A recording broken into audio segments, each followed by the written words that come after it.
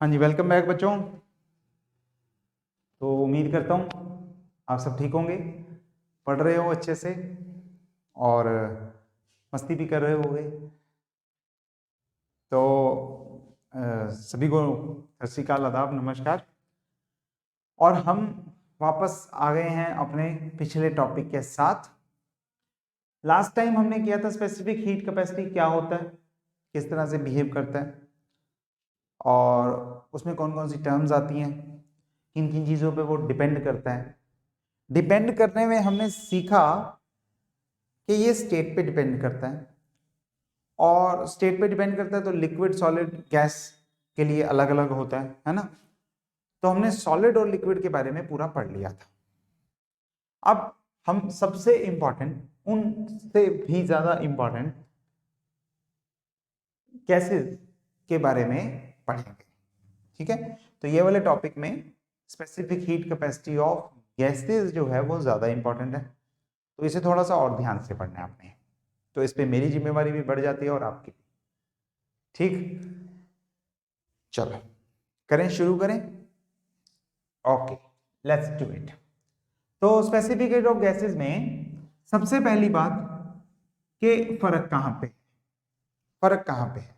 Specific heat capacity होता क्या है, हमने पढ़ा था, फॉर्मूला सीखा था, एक फॉर्मूला सीखा था कि सी से इसे लिखते हैं, छोटे सी की बात कर रहा हूं, है ना। कैपिटल सी में मोलर हीट कैपेसिटी आ जाता है, स्पेसिफिक हीट कैपेसिटी नहीं रहता। So C is equal to delta Q by M mass है, डेल्टा टी टेम्परेचर राइज है। तो हमने सीखा कि अगर एम का डेल्टा टी टेम्परेचर बढ़ाना हो तो डेल्टा क्यू हीट देनी पड़ती है, उसमें हमने सी को डिफाइन भी कर दिया। It is the amount of heat energy required to raise the temperature of unit mass of a body by 1 degree Celsius और केल्विन। ठीक है, तो हमने डिफाइन भी कर दिया। अब डेफिनेशन तो वही है, डेफिनेशन में प्रॉब्लम नहीं है।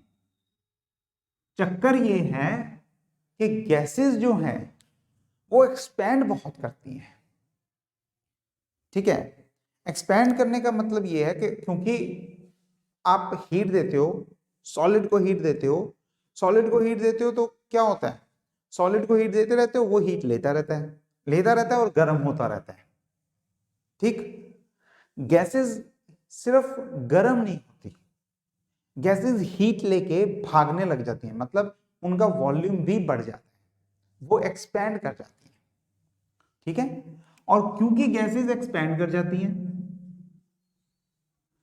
इसीलिए क्योंकि इनका वॉल्यूम चेंज हो जाता है, इसीलिए स्पेसिफिक हीट कैपेसिटी एक तो यूनिक नहीं रही, सिंगल वैल्यू नहीं रही कि हाँ जी इतनी होती है ना, ज्यादा वैल्यूज भी हो सकती हैं। मतलब आपको बताना पड़ेगा कि कौन सी कंडीशन में, कौन सी कंडीशन में उसे रखा हुआ है, किस तरह से वो बिहेव कर रही है, तब आप बता पाओगे कि हाँ जी स्पेसिफिक हीट कैपेसिटी की वैल्यू कैसी है। ठीक है, गैसेस के केस में फॉर एग्जांपल मैं एक दो एग्जांपल लेता हूं। Delta q m delta t, ये फॉर्मूला है। ठीक है, मान लो आप किसी चीज को सडनली प्रेस करते हो, सडनली, जैसे कि टायर में हवा भरी होगी आपने, टायर में हवा भर रही है, पंप लिया, पंप में हवा भरने के लिए हम उसे एकदम से पिस्टन को प्रेस करते हैं। ठीक है, आपने देखा होगा वो थोड़ा सा गर्म हो जाता है, वो गर्म हो जाता है। तो अगर आप किसी चीज को एकदम से कंप्रेस कर दोगे तो वो गर्म हो जाएगा, एकदम से करना। ठीक है, so when something is suddenly compressed, compressed तो क्या होता है, अब आपने हीट तो दी नहीं, आपने हीट नहीं दी उसे, आपने उसे कंप्रेस किया बस, हीट नहीं सप्लाई की, लेकिन उसका टेम्परेचर बढ़ गया। क्यों, वो गर्म हो गया। और हम क्या बोलते हैं, हम बोलते हैं हीट, जितनी हीट आपने दी उसका टेम्परेचर बढ़ाने के लिए, वो वैल्यू है स्पेसिफिक हीट कैपेसिटी। अब अगर आपने बिना हीट दिए उसे गर्म कर दिया तो इसका मतलब स्पेसिफिक हीट कैपेसिटी की वैल्यू कितनी है, 0। ठीक हो गया। अच्छा दूसरा केस लेते हैं। मान लो अब आप एक्सपैंड नहीं कर रहे, आपने उसे खुला छोड़ दिया कि जा बेटा जी ले अपनी जिंदगी, जितना एक्सपैंड होना है हो ले, ठीक है, जितना एक्सपैंड होना है हो ले। तो अब आप हीट दिए जा रहे हो उसे, डेल्टा क्यू दे रहे हो, दिए जा रहे हो, और गर्म कर रहे हो और गर्म कर रहे हो, पर गर्म हो के वो गर्म हो नहीं रहा। मतलब आप किसी को गुस्सा दिलाई जा रहे हो, उसे गुस्सा ही नहीं आ रहा, यानी कि उसका टेम्परेचर नहीं बढ़ रहा। टेम्परेचर में चेंज कितना है, 0 है। वो कब होगा, जब आपसे उसने गर्मी ली और वो भाग गया, मतलब एक्सपेंड कर गया। जब वो जितनी गर्मी लेता है एक्सपेंड कर जाता है उसमें सारा, तब वो टेम्परेचर नहीं बढ़ाता, हीटिंग नहीं होती उसकी, वो सिर्फ हीट ले रहा है और कहां पे लगा रहा है, वॉल्यूम बढ़ाने में, वॉल्यूम एक्सपेंशन में। तो अब आप हीट देते रहो जितनी मर्जी, डेल्टा टी कितना रहेगा, 0 रहेगा। और अगर डेल्टा टी 0 रहेगा तो सी कितना रहेगा, इन्फिनिटी रहेगा। ठीक बात हो गई है ना। अच्छा, अगर इसी प्रोसेस को अगर आप दो तरीकों से देखो, कि एक कि आप हीट ज्यादा दे रहे हो और वो स्लो स्लो गर्म हो रहा है, या फिर आप हीट कम दे रहे हो और वो फास्ट गर्म हो रहा है, इस तरह से दोनों प्रोसेसेस आप देख सकते हो। तो एक में क्या होगा, डेल्टा टी जो है वो पॉजिटिव भी हो सकता है और डेल्टा टी जो है वो नेगेटिव भी हो सकता है। अकॉर्डिंगली जो हमारी स्पेसिफिक हीट कैपेसिटी है वो पॉजिटिव भी हो सकती है और वो नेगेटिव भी हो सकती है। ठीक, तो ये सारी वैल्यूज पॉसिबल है, 0 भी, इंफिनिटी भी, पॉजिटिव भी, नेगेटिव भी, किसमें, गैसेस में। ठीक हो गया, गैसेस के केस में ये सारी वैल्यूज पॉसिबल है। यही इसकी स्पेशलिटी है, यही इसकी स्पेशलिटी है कि स्पेसिफिक हीट कैपेसिटी जो कि सॉलिड्स में सिर्फ एक तरह से जा रही थी, एक वैल्यू दे रही थी, अब गैसेस में क्योंकि गैसेस एक्सपेंड कर जाती हैं तो उनकी कोई भी वैल्यू हो सकती है। तो आपको बाकी की कंडीशन साथ में बतानी पड़ेगी, उसके बाद आप कह सकते हो कि हाँ जी ये जो है ये वाली वैल्यू इस गैस की है। ठीक है, ओके। इसी बेसिस पे हम इसे डिवाइड करते हैं दो पार्ट्स में, दो तरह से लिखते हैं। पहले में हमने सिर्फ एक तरह से लिखा था, क्या लिखा था हमने, हमने लिखा था specific heat capacity at constant volume, सिर्फ ये लिखा था हमने, एट कांस्टेंट वॉल्यूम। लेकिन अब एक और चीज आ गई, वो ये कि at constant pressure, at constant pressure. ठीक है, मतलब क्या है, सिंपल सी दो बातें हैं। एक में आप उसे अलाउ कर देते हो कि भाई जितना एक्सपैंड होना हो जा, जितना एक्सपैंड करना है कर ले, ठीक है, प्रेशर कांस्टेंट रहेगा। आपको पता है कोई चीज ज्यादा अगर एक्सपैंड करे तो वो प्रेशर भी उसी हिसाब से चेंज कर जाता है। बॉयल्स लॉ में हमने पढ़ा जैसे कि अगर किसी गैस को एक्सपैंड करने का मौका दो, V बढ़ाने का मौका दो, तो प्रेशर क्या हो जाता है, उस हिसाब से कम हो जाता है। और अगर V घटाने का मौका दो, V घटा दो, तो प्रेशर बढ़ जाता है। लेकिन हम ये नहीं करेंगे, हम किसी भी तरह से क्या करेंगे, वॉल्यूम चेंज होता हो, वो एक्सपेंड करे या गैस या कंप्रेस करे, प्रेशर नहीं चेंज होना चाहिए। हम आइसोबारिक प्रोसेस लेंगे। दूसरे केस में हम क्या करेंगे, हम कहेंगे वॉल्यूम नहीं चेंज होना चाहिए, उसी कमरे में उसी जगह पे बंद रहना है, उतनी जगह में प्रेशर बढ़ता है तो बढ़े, वो गर्म होगा, गर्म होके हीट होके ज्यादा जोर से स्ट्राइक करेगा, कोई प्रॉब्लम नहीं है, प्रेशर बढ़ जाएगा बढ़ने दो, पर ठीक है। तो दो तरह की heat capacities, specific heat capacities हमारे पास आती हैं, इसमें डिफाइन होती हैं, दोनों बहुत इंपॉर्टेंट है, ध्यान रखना है, सीपी और सीवी, सीपी और सीवी। ठीक है, क्लियर हो गया, ओके ग्रेट। दो फॉर्मूले सीख लो यहां पे। एक फॉर्मूला है हीट कैपेसिटीज का ratio given as CP by CV. पहला formula gamma, gamma is equal to CP by CV. Ratios of two specific heat capacities, और दूसरा फॉर्मूला है Mayer formula Cp minus Cv is equal to R। Cp minus Cv is equal to R, this is called Mayer's formula. Mayer's, ये दोनों फॉर्मूले भी याद कर लो, बहुत ही इंपॉर्टेंट है और हर जगह पे यूज होंगे। ठीक है, दोनों फॉर्मूले याद कर लो। अच्छा, एक बात इससे क्लियर है, इससे बड़ा एक अच्छा इंपॉर्टेंट क्वेश्चन बनता है कि Cp बड़ा है या Cv, कौन बड़ा है दोनों में से? अगर आप थोड़ा सा भी भेजा लगाओ, थोड़ा सा भी दिमाग लगाओ, अभी के अभी बता सकते हो कि कौन बड़ा है। अभी के कौन बड़ा होगा? Cp में से Cv को माइनस कर रहे हो और पॉजिटिव नंबर आ रहा है, कितना? 8.314 है ना, या 2 तो पॉजिटिव नंबर आ रहा है, it means confirm Cp is greater than Cv। Cp is greater than Cv। कितना बड़ा है? R के जितना, एक R का डिफरेंस है दोनों में। ठीक है, अच्छा अब क्वेश्चन ये आता है कि क्यों बड़ा है, ये भी बन जाता है, बड़ी बार पूछा जाता है why Cp is greater than Cv, या फिर वो पूछेंगे कौन बड़ा है और क्यों, या फिर सीधा ही पूछ लेंगे why this one is greater then this one. ठीक, दोनों में आंसर सेम है, सिंपल सी बात है, समझो, सिंपल सी बात को समझने की कोशिश करना। हीट कैपेसिटी होती क्या है? जितनी हीट चाहिए बॉडी का टेम्परेचर बढ़ाने के लिए। ठीक है, अब देखो आप हीट दे रहे हो, आप हीट दे रहे हो, सप्लाई कर रहे हो, बॉडी का टेम्परेचर बढ़ने की कोशिश कर रहा है। ठीक है, क्वेश्चन बड़ा सिंपल सा है, चीज जल्दी कब गर्म होगी? जब आप उसका वॉल्यूम फिक्स कर दोगे तब, या फिर जब प्रेशर फिक्स कर दोगे तब।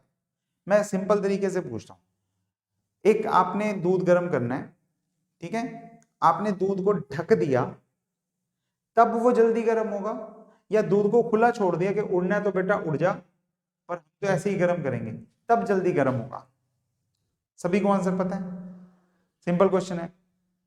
सब्जी जो है वो कुकर में, बंद कुकर में जल्दी बनेगी या ओपन कढ़ाई में जल्दी बनेगी? ओपन खुले बर्तन में जल्दी बनेगी या बंद कुकर में जल्दी बनेगी? सभी को पता है ना आंसर? हाँ, तो यहां पे भी वही बात है, जब आपने उसका वॉल्यूम फिक्स कर दिया, व्हेन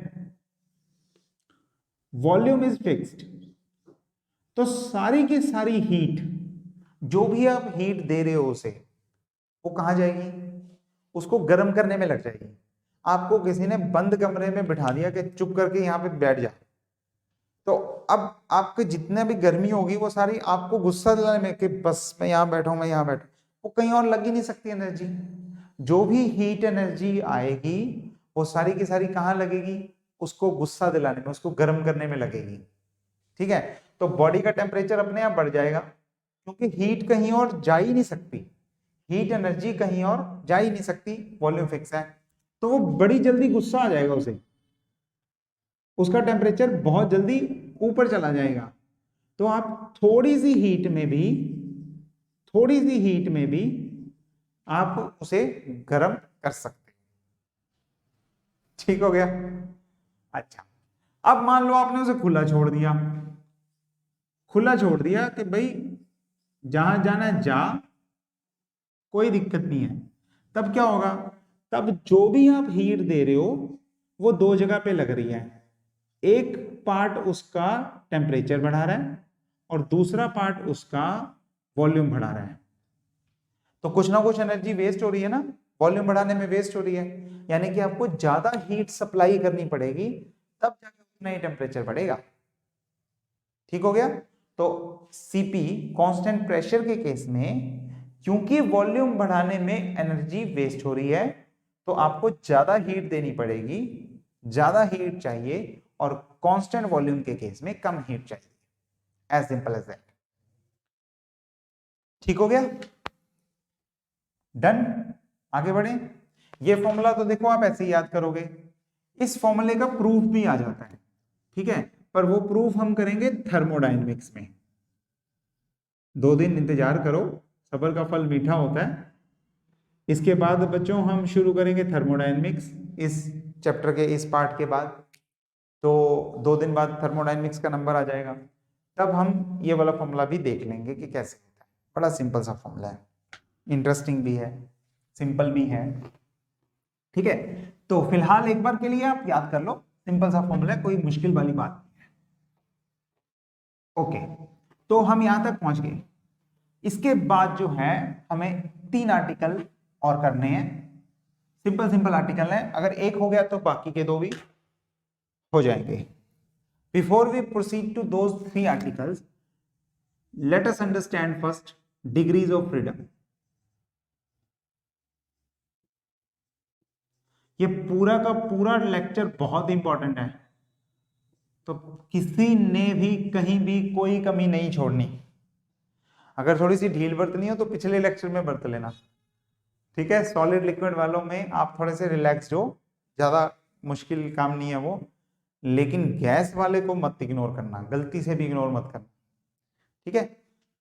चलिए, तो डिग्रीज ऑफ फ्रीडम क्या होता है, नाम से देखो क्लियर है, डिग्री ऑफ फ्रीडम। फ्रीडम किस चीज की, फ्रीडम मतलब इंडिपेंडेंट, बिल्कुल आजाद टाइप, आजादी की डिग्री बतानी है, ठीक है, आजादी की डिग्री बतानी है। तो मान लो मेरे को किसी भी चीज की पोजीशन और कॉन्फ़िगरेशन, जो भी कहें, कॉन्फ़िगरेशन बतानी है, मेरे को बतानी है, राइट, कंप्लीटली कंप्लीटली बताना है मुझे, वो कहां पे है, कहां जा सकता है, किस तरह से वो पार्टिकल बिहेव कर सकता है, वगैरह वगैरह, मेरे को ये कंप्लीटली, स्पेलिंग ठीक है, बताना है, ठीक। तो बताने के लिए मेरे को क्या चाहिए, कोऑर्डिनेट्स एक्स वाई जेड वगैरह, ठीक है। तो उसको बताने के लिए जितने नंबर ऑफ इंडिपेंडेंट कोऑर्डिनेट्स चाहिए, जितने इंडिपेंडेंट कोऑर्डिनेट्स चाहिए, उसे हम बोलते हैं degrees of freedom, degrees of freedom, ठीक। सिंपल सी बात है, मान लो मैंने लिया mono atomic molecule, mono atomic, mono मतलब होता है सिंगल, ठीक है। मैंने कोई ऐसी गैस ले ली, ऐसी गैस ले ली जैसे कि हीलियम, जैसे कि आर्गन, जैसे कि नियॉन, ऐसी कोई भी गैस जिसमें एक ही एटम हो, ठीक। एक एटम से जो गैस बन रही हो, मैंने वो गैस ली, तो एक एटम की पोजीशन बताने के लिए, एक एटम है, इसकी पोजीशन बताने के लिए मेरे को कितने कोऑर्डिनेट्स चाहिए, कितने कोऑर्डिनेट्स चाहिए। अगर मैं सिर्फ 1 डायमेंशनल प्रॉब्लम में हूं तो मेरे को सिर्फ x चाहिए और कुछ नहीं चाहिए। 2 डायमेंशनल में मेरे को x और y चाहिए, 3 डायमेंशनल में मेरे को x, y और z चाहिए। अगर मेरे को x, y और z पता लग गए तो मेरे को पता है ये पार्टिकल एग्जैक्टली कहां पे है, ठीक होगी चीज, कोई मुश्किल बात नहीं है। तो इसकी डिग्रीज ऑफ फ्रीडम कितनी है, 3। इसकी डिग्रीज ऑफ फ्रीडम कितनी है, 3, ठीक है। एक बार फिर से कोशिश करते हैं, let's do it for diatomic. Diatomic मतलब अब 2 एटम है, 2 एटम वाली गैसेस बताओ, 2 एटम वाली गैसेस जैसे कि H2, हाइड्रोजन गैस जो है वो 2 हाइड्रोजन मॉलिक्यूल से मिलके बनी होती है, 2 एटम से मिलके बनी होती है, this is hydrogen molecule. O2, N2, ऐसे ऐसे गैसेस। अब इसमें क्या होगा, एक मॉलिक्यूल, एक एटम दूसरे एटम से हर टाइम पे कांटेक्ट में है, हर टाइम पे, it is something like this, एक मॉलिक्यूल यहां पे, एक एटम, दूसरा एटम यहां पे, ठीक है।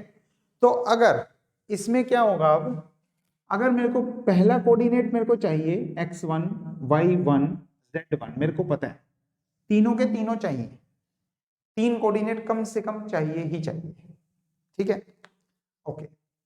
अगर मेरे को ये पता है कि इसकी लेंथ कितनी है, जो कि पता है, इनमें एक लाइन फिक्स होगी ना, एक रिलेशन फिक्स है, इन दोनों के बीच में एक रिलेशन फिक्स है।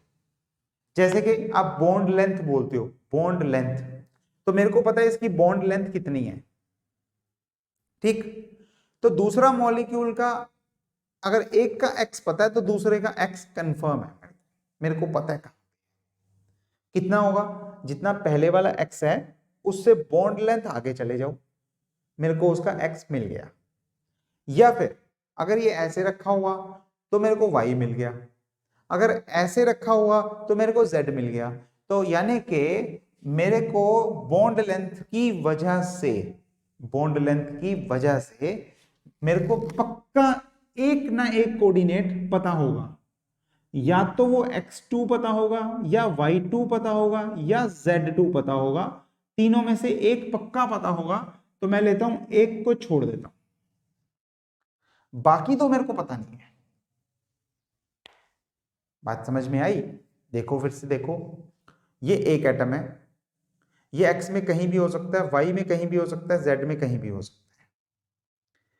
इधर दूसरा एटम है, मेरे को पता है कि एक एटम की दूसरे एटम से जो लेंथ है वो कितनी है, वो फिक्स है 5 है, मान लो 5, ठीक 5 मत मानो, 50 मान लो, 50 फिक्स है।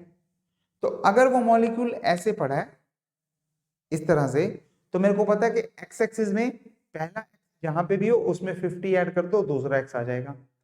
पर ऊपर कितना है या नीचे कितना है वो नहीं पता, ठीक है। एक्स कितना है वो पता लगे, या फिर अगर वाई पता है या फिर जेड पता है, तो एक कोऑर्डिनेट मेरे को पक्का पता है कि जो भी ये कोऑर्डिनेट है उसमें प्लस बॉन्ड लेंथ में ऐड कर दूं तो मेरे को दूसरा कोऑर्डिनेट मिल जाएगा, या x या y या z, तीनों में से कोई एक मिलेगा।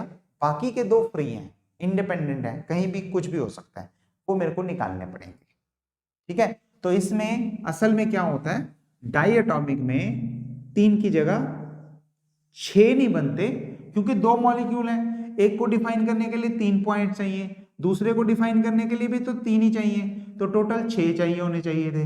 लेकिन क्योंकि एक लेंथ फिक्स है तो हमारे यहाँ 6 की जगह सिर्फ 5 चाहिए होते हैं, ठीक है।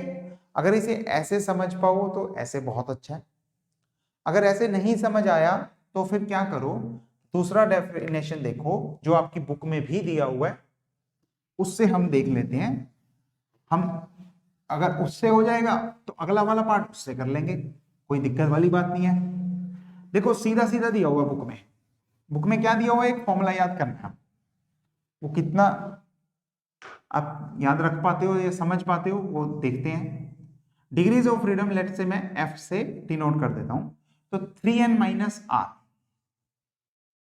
कहीं 3n माइनस के लिखा होगा, कहीं 3n माइनस ए लिखा होगा, कोई बात नहीं, जो भी हो। n क्या चीज है, 3 क्यों लगाया मैंने, क्योंकि मैं प्रॉब्लम ले रहा हूं 3 डायमेंशनल में। चल बात खत्म, n 3 डायमेंशनल को प्रॉब्लम को छोड़ दो, ये हो गया, ठीक है। n क्या चीज है, number of atoms, number of atoms, number of atoms का मतलब, नंबर ऑफ एटम्स का मतलब मोनो एटॉमिक में mono atom single atom, diatomic में 2 एटम्स, ट्राई एटॉमिक में हम n को 3 ले लेंगे, तो मोनो में n हो गया 1, डाई में n हो गया 2, और ट्राई में n हो गया 3, ठीक है, ये तो पता लग गया। What about r, r is relations, relations जो उनमें इंडिपेंडेंट रिलेशन है। रिलेशन हमने कैसा निकाला, जब है ही एटम एक, रिलेशन देखोगे किससे, जो है ही अकेला वो किससे रिलेशन बनाएगा, ठीक। तो यहां पे r कितना हो गया था, r हो गया था 0, ठीक है। डाई एटॉमिक में दोनों एटम्स में एक रिलेशन था, कौन सा, बॉन्ड लेंथ का, कि इतनी डिस्टेंस है बीच में, एक रिलेशन था, तो यहां पे r हो गया था 1, तो r0 की वजह से नंबर ऑफ एटम्स और r0 पुट करके हमारे पास क्या आ गया था, हमारे पास डिग्री ऑफ फ्रीडम कितनी आ गई थी, यहां पे डिग्रीज ऑफ फ्रीडम आ गई थी 3 × 1 - 0, और यहां पे डिग्रीज ऑफ फ्रीडम आ गई थी 3 इंटू 2 माइनस 1। ठीक है, यहां तक हम पहुंच गए थे। अब देखना है थर्ड पार्ट के ट्राई एटॉमिक में क्या होगा और रिलेशन कितने लेंगे हम, रिलेशन कितने लेंगे। ठीक है, तो ट्राई एटॉमिक में ध्यान से देखना, अच्छा पार्ट है। ट्राई एटॉमिक में क्या होगा, दो केस बनेंगे। एक केस बनेगा कि वो लीनियर है, तीनों के तीनों एटम लीनियर है। जैसे कि मान लो CO2, एक यहां पे है, दूसरा यहां पे है, तीसरा यहां पे है, तीनों एटम्स हो गए CO2 टाइप, है ना। और दूसरा केस होगा नॉन लीनियर। नॉन लीनियर का मतलब वो ट्रायंगल बना रहे हैं, कोई सीधे नहीं है, एक यहां पे है, दूसरा यहां पे है, तीसरा यहां पे है। ठीक है, होगी कहानी खत्म। अब देखो इसमें रिलेशन है दो, एक ये रिलेशन है, एक ये रिलेशन है, 1 2, तो रिलेशन हो गए दो। इसमें रिलेशन है 3, 1 2 3, तो इसमें रिलेशन हो गए 3। ठीक है, एक बार मैं फिर से बता दूं, यहां 3 क्यों हुए सभी बच्चों को समझ में आ जाता है, यहां 2 क्यों हुए ये कुछ बच्चों को दिक्कत रहती है, तो मैं इसे एक बार मार्क कर दूं। देखो बेटा ये जो रिलेशन है ना 1 2 3 from A to B to C, ये दो ही इंडिपेंडेंट रिलेशंस हैं। ठीक है, क्योंकि जैसे ही आप बताओगे कि AB इतना है और BC इतना है, AC फिक्स हो गया है कि इन दोनों के बराबर होगा। इसे बोलते हैं रिडंडेंट रिलेशन, मतलब ये डिपेंडेंट है, दो रिलेशन फ्री हैं, तीसरा पता ही है अपने आप ही फिक्स ही हो गया कि अगर ये इसका भाई ये इसकी बहन तो ये इसका भाई, ऐसे वाली बात है कि ये फिक्स हो गया, ये बेचारा कहीं जा ही नहीं सकता। This will be always equal to sum of these two. ठीक है, तो ये अपने आप में एक इंडिपेंडेंट रिलेशन नहीं है, तो हम इसमें तीसरी लेंथ नहीं लेते, कोई दो लेंथ लेते हैं। ठीक है, तो अगर R 2 होगा तो F कितना होगा 3 इंटू 3 माइनस 2, और अगर R 3 हुआ तो F कितना होगा 6, यानी कि नॉन लीनियर के केस में 6 डिग्रीज ऑफ फ्रीडम और लीनियर के केस में 7 डिग्रीज ऑफ फ्रीडम ये आता है। ठीक है, बहुत इंपॉर्टेंट आर्टिकल है ये पूरा का पूरा कि मोनोएटॉमिक, डायएटॉमिक और ट्राईएटॉमिक में किसकी कितनी डिग्रीज ऑफ फ्रीडम होती हैं, ये आपको याद होना चाहिए हर टाइम पे। कितनी होती हैं, मोनो में 3, डाई में 5, ट्राई में लीनियर के लिए 7 और नॉन लीनियर के लिए 6, ये डिग्रीज ऑफ फ्रीडम इसमें रहती हैं। अच्छा था ना, सिंपल था। चल, तो इसी खुशी में ये बच्चों आर्टिकल ये थोड़ा सा और लेंथी जाने वाला है, इसी में हम स्पेसिफिक हीट ऑफ गैसेस जो है वो पढ़ने के लिए हमने शुरू किया था। तो सारी डिग्रीज ऑफ फ्रीडम समझने के बाद हमें वो बड़े अच्छे से समझ में आएगा कि स्पेसिफिक हीट कैपेसिटी किसकी कितनी है और कैसे है। ठीक है, तो ध्यान से इसे भी समझते रहो, एक एक चीज इंपॉर्टेंट है, हर आर्टिकल जरूरी होता है, हर फ्रेंड ही जरूरी होता है, हर आर्टिकल आपका फ्रेंड है, हर एक आर्टिकल जरूरी होता है। So let's do the next theorem.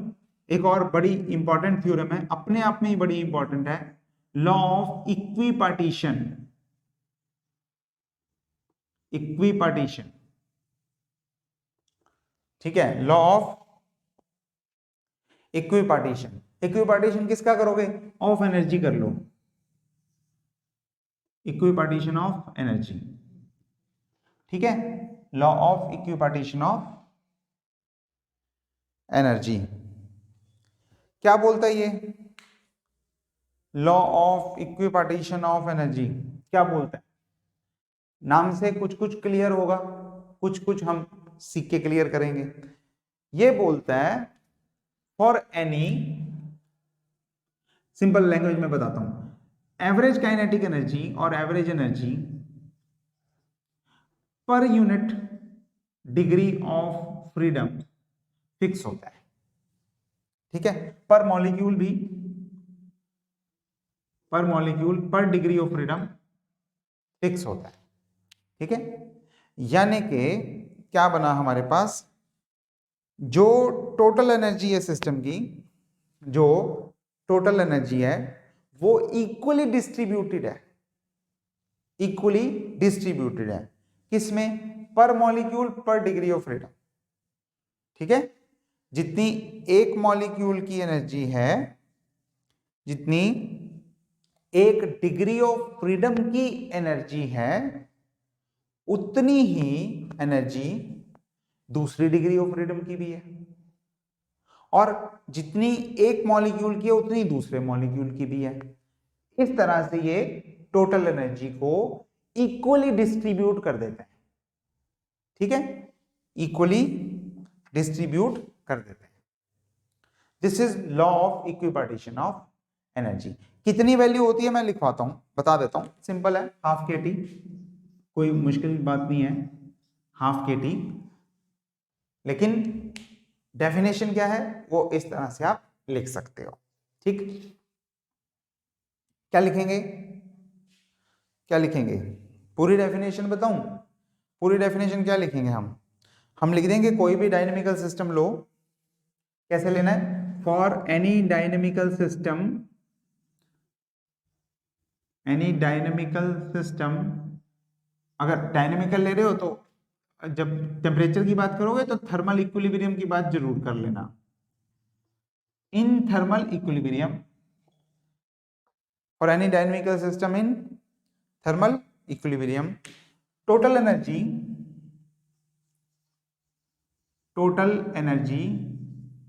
is distributed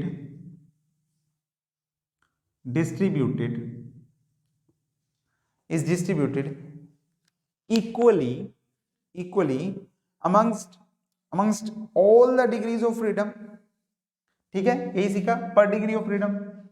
यहां पे total energy is distributed equally amongst all the degrees of freedom, ठीक है। And this is given by, per degree of freedom this is given by half K T, that's it, इतनी बात है, याद कर लेना, अच्छे से लिख लेना, समझ लो कितनी एनर्जी आएगी, हाफ के टी, किसको, एक डिग्री ऑफ फ्रीडम को, ठीक है। तो यहां तक हमारी बात अच्छे से कंप्लीट हो गई। अब हम छोटे छोटे 3 आर्टिकल देखेंगे। अगर एक आर्टिकल के 3 स्टेप्स आपको क्लियर हो गए तो समझ लो तीनों आर्टिकल आपको आ गए। अगर एक भी स्टेप में छोटी सी भी दिक्कत रह गई तो समझ लो तीनों आर्टिकल गए। फिर आप रट्टा मार के लिख तो सकते हो, पर समझ में कहीं ना कहीं कमी रह जाएगी, ठीक है।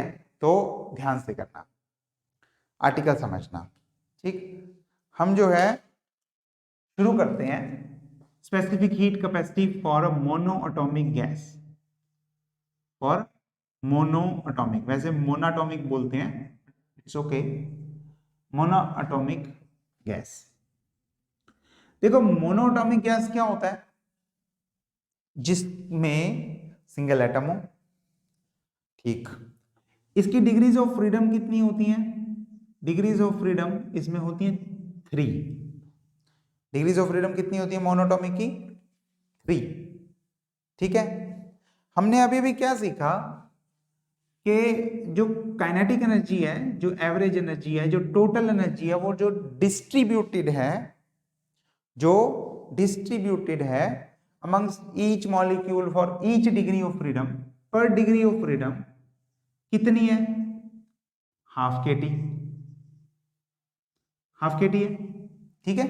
तो पहली लाइन हो गई, दैट काइनेटिक एनर्जी जो है वो कितनी हुई, हाफ के टी हुई, क्योंकि इसमें डिग्रीज ऑफ फ्रीडम कितनी है, 3 है, तो एनर्जी कितनी हो जाएगी, क्योंकि मोनोटॉमिक गैस की डिग्रीज ऑफ फ्रीडम 3 होती हैं, तो काइनेटिक एनर्जी पर मतलब पर डिग्री ऑफ फ्रीडम पर मॉलिक्यूल थी ना, अब काइनेटिक एनर्जी पर मॉलिक्यूल ले लो, क्योंकि एक मॉलिक्यूल की 3 डिग्रीज ऑफ फ्रीडम है, तो इन 3 से हमने मल्टीप्लाई कर दिया।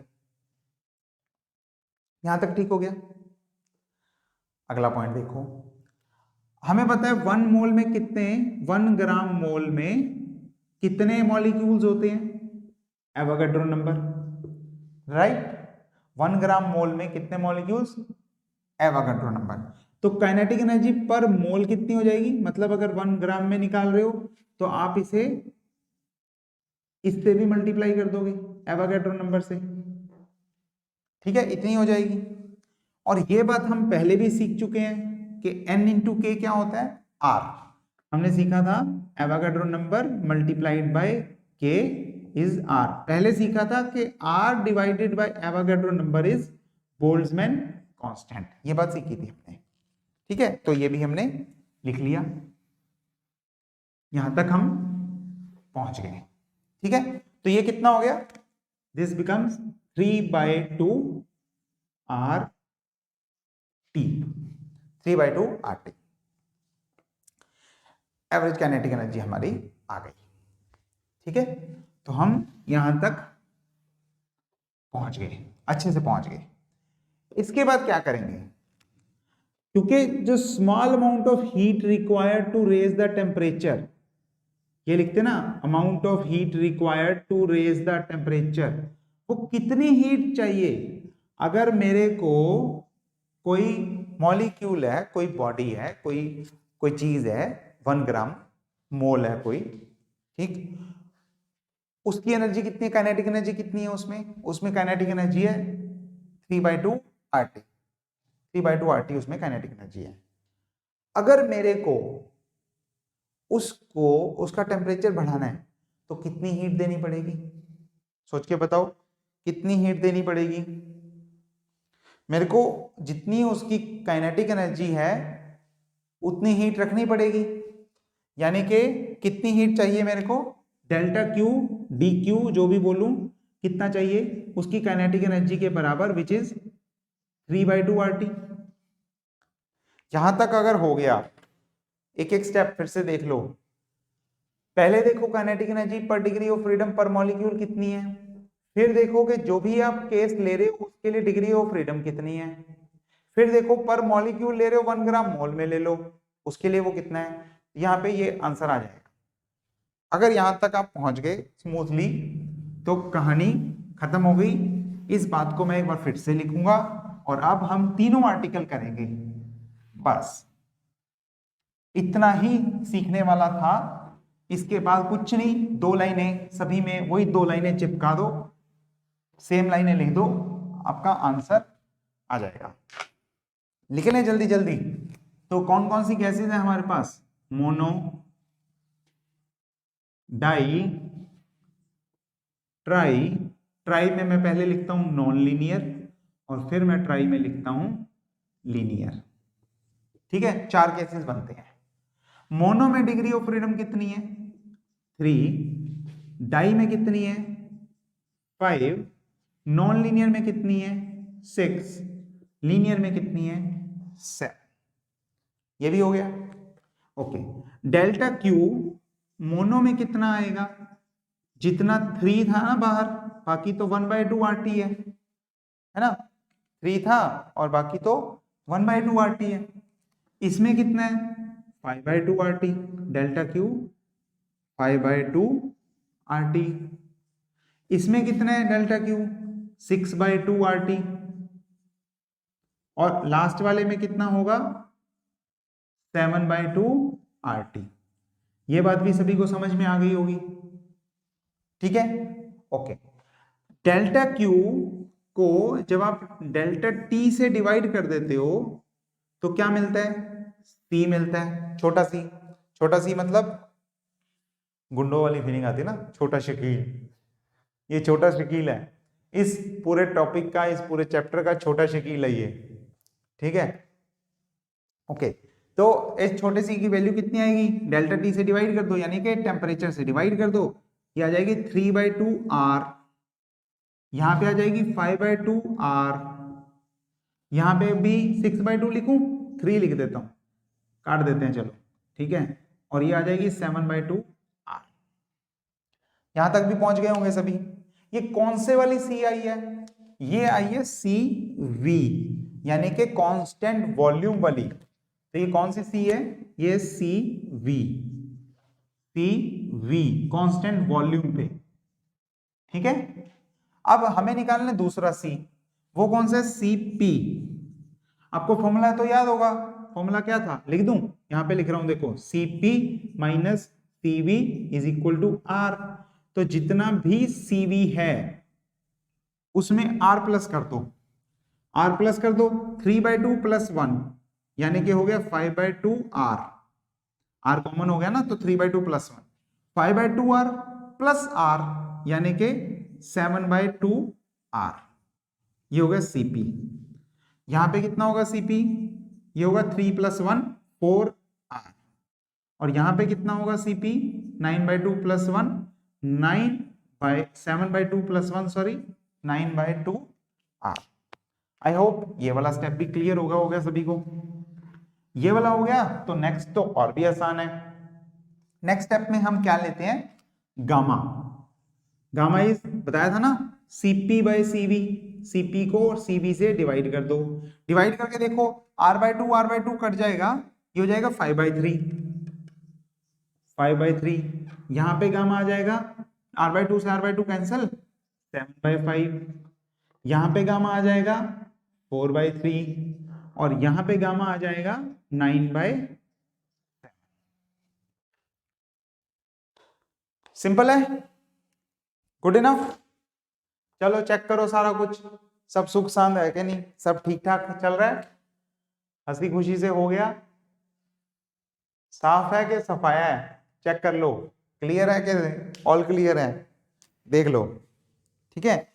यहां तक हम पहुंच गए हैं, ये 3 आर्टिकल बनते हैं, बहुत ही इंपॉर्टेंट है। इसमें हम क्या बताते हैं, specific heat capacity of a monoatomic gas, और specific heat capacity of a diatomic gas, of a triatomic gas in a linear और नॉन लीनियर केस, जो भी आए, जिस तरह से भी आए, आपको डिग्रीज ऑफ फ्रीडम, उससे डेल्टा क्यू, उससे CV, CP, गामा, ये सारी चीजें निकालनी आती होनी चाहिए, ठीक है। यस, देखो जल्दी से लास्ट पॉइंट और बताता हूं एक, और फिर हम आज की सभा समाप्त करते हैं, आज के समाचार खत्म करते हैं। लास्ट पॉइंट बड़ा सिंपल सा है, मैं इसे इरेज कर देता हूं, और इसी के बाद यहीं पे लिख दूंगा। देखो क्या है लास्ट पॉइंट, लास्ट पॉइंट है आपको बताना है, मैंने डिग्रीज ऑफ फ्रीडम को हर जगह F से लिखा था, आपको बताना है relation between F and gamma, relation F और गामा में क्या रिलेशन है, ठीक है। तो गामा देखो, मैं पहले CV का रिलेशन बताता हूं। CV का क्या रिलेशन है, F के साथ, जितना भी F होता था, F जितना भी होता था उसके साथ R/2 और आ जाता है, आपने देखा ना, यहाँ पे 3 था, यहाँ पे 5 था, यहाँ पे 6 था, यहाँ पे 7 था, तो F के साथ R/2 आ रहा था, दिस वॉज अवर CV। मैं इसे लिख देता हूं F/2R। CP के साथ भी रिलेशन देख लो, इसी में 1 प्लस करना है, तो ये हो जाता था F/2 + 1R, ठीक है। और अब इन दोनों को डिवाइड करना है, तो उससे क्या आता है वो भी हम देख लेते हैं, तो इसे मैं लिख देता हूं F+2/2R, ठीक हो गया। और गामा में रिलेशन कितना आ रहा है, सभी में अगर देखोगे आप, तो F+2 divided by F, F+2 divided by F, यानी कि कितना आ गया, 1+2/F। ये भी बड़ा एक इंपॉर्टेंट रिलेशन है, ये भी आपको याद होना चाहिए, गामा इज इक्वल टू 1+2/, ये रिलेशन है, ठीक हो गया। चलो हमारा काम खत्म। स्पेसिफिक हीट कैपेसिटी 2 टॉपिक्स में 2 लेक्चर्स में हमने पूरा करा है। पहले पार्ट में सॉलिड लिक्विड की और डेफिनेशन को हमने सीख लिया, ठीक था, अच्छा था। दूसरा पार्ट बहुत इंपॉर्टेंट है जिसमें हमने गैसेस के बारे में सीखा, डिग्रीज ऑफ फ्रीडम के बारे में सीखा, इक्विपार्टीशन थ्योरम के बारे में सीखा और monoatomic, diatomic, triatomic, linear and non linear cases के लिए एडियाबैटिक रेशियो, हीट कैपेसिटीज के रेशियो और डिग्रीज ऑफ फ्रीडम के बीच में रिलेशंस के साथ सारी वैल्यूज निकालनी सीखी। ठीक है, यहां तक का काम अच्छे से करके आओ। ये टॉपिक हमारा एक बार, ये वाला टॉपिक हमारा पूरा हो रहा है। इसके बाद जो है हम थर्मोडायनेमिक्स वाला पार्ट सीखेंगे। ठीक है, थर्मोडायनेमिक्स में ये सारे रिलेशन, ये कुछ बातचीत यूज हो जाती है और उसे हम आगे वाली क्लासेस में करने वाले हैं। ठीक है बेटा, चल अगली क्लास में मिलते हैं। आज के समाचार यहीं समाप्त हुए। तब तक के लिए आप पढ़ते रहो, अच्छे से काम करो, ध्यान से पढ़ो, खेलो, अपनी सेहत का ध्यान रखो और जितने भी डाउट्स हो मेरे को भेज देना, हम करेंगे अगली क्लासेस में। ठीक है, डाउट्स से शर्माना नहीं है, आराम से खुल के पूछने हैं, भर भर के पूछने हैं, दिल भर के खुल के, और जितने भी होंगे हम वो क्वेश्चंस डिस्कस कर लेंगे, आपके जो भी पॉइंट रह जाएंगे। ठीक है बेटा, मिलते हैं अगली क्लास में।